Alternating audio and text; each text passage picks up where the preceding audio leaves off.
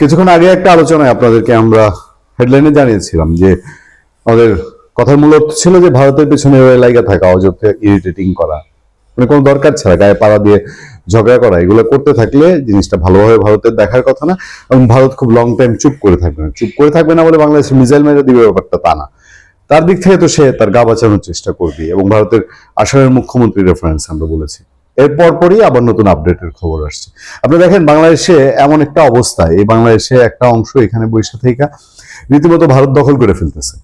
ভারতের seven sister ভেঙে ফেলবে, ছিন্ন ভিন্ন করে ফেলবে, বিচ্ছিন্ন করে ফেলবে। একদিকে ওই আব্দুল হক সাহেব, এক মাইক আছে র ক্লাবের প্রেসিডেন্ট, আরেকদিকে আছে আমান আজমি, আরেকদিকে নতুন এখন আবার সুর মিলাইছে হাসনাত আবদুল্লাহ।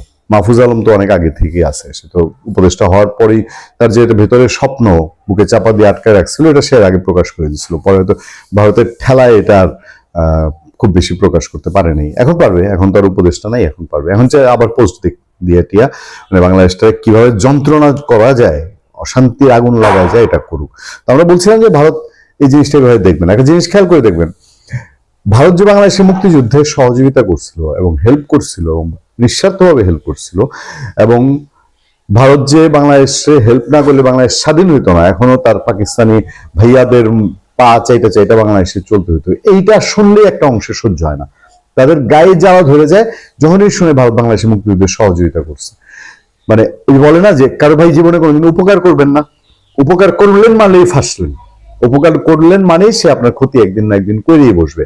বাংলাদেশ মনে 55 বছর পরে আইসা এই লাইনে তারা চলা শুরু করছে কিনা। যাক, ভারতের বাংলাদেশে হাই কমিশনার প্রণয় ভার্মাকে ডেকে বাংলাদেশের পররাষ্ট্র মন্ত্রণালয় খুব রাগে দুঃখের কথা বলছিল যে শেখ হাসিনাকে ফেরত দিতে, তারপরে এই ওসমান হাদির কিলার ওখানে গিয়ে ঢুকে থাকলে তাকে ফেরত দিতে। তো ভারত তাৎক্ষণিক একটা বিবৃতি দিয়ে না করছিল। এইবার আমরা এর আগেই বলছিলাম যে এক দেশ যদি অন্য দেশের আপনার হাই কমিশনারকে ডাইকা পাঠায়, তাহলে ওই দেশও পাল্টা ব্যবস্থা হিসেবে ডাইকা পাঠায়।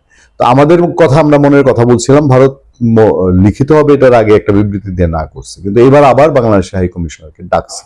ডাইকা তারা কি বলতে চায়, কি জানাইতে চায়? আচ্ছা, খবরটা তখনই যখন আমরা ওই আলোচনাটা করছিলাম। নয়াদিল্লিতে বাংলাদেশের হাই কমিশনার এম রিয়াজ হামিদুল্লাহকে ভারতের পররাষ্ট্র মন্ত্রণালয়ে তলব করা হয়েছে। আজ বুধবার দুপুরে তাকে ভারতীয় পররাষ্ট্র মন্ত্রণালয়ে তলব করা হয়। বাংলাদেশ ও ভারতের কূটনৈতিক সূত্রগুলো প্রথম আলোকে এই তথ্য নিশ্চিত করেছে। প্রসঙ্গত গত সোমবার ঢাকায় ভারতীয় হাই কমিশনার প্রণয় ভার্মাকে বাংলাদেশের পররাষ্ট্র মন্ত্রণালয়ে তলব করা হয়েছিল। ঢাকায় বাংলাদেশের হাই কমিশনারকে তলবের 2 দিনের মাথায় নয়াদিল্লিতে বাংলাদেশের হাই কমিশনারকে তলব করা হলো।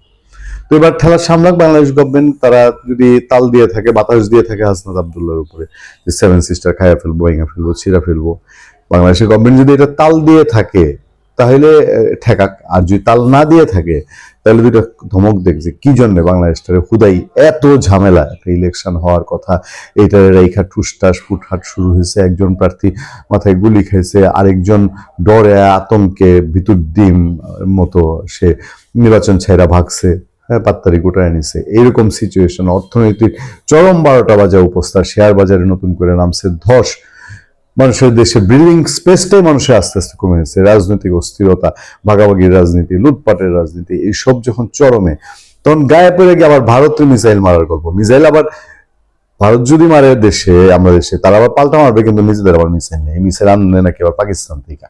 মানে কোন পর্যায়ে নিয়ে গেছে অশান্তির বীজটারে, আপনারা একটু চিন্তা করছেন? ভালো থাকবেন, সুস্থ থাকবেন। আপনাদের সাথে আমি আতিক রহমান, পূর্ণিয়া।